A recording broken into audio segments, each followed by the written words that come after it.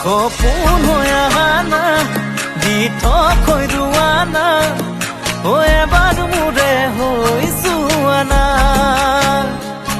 সপোন হৈ অহা না দি থৈ ৰোৱা না এবাৰ মোৰে হৈ যোৱা না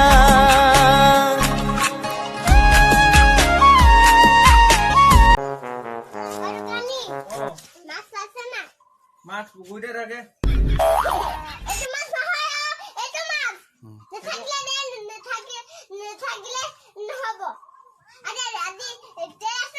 আছে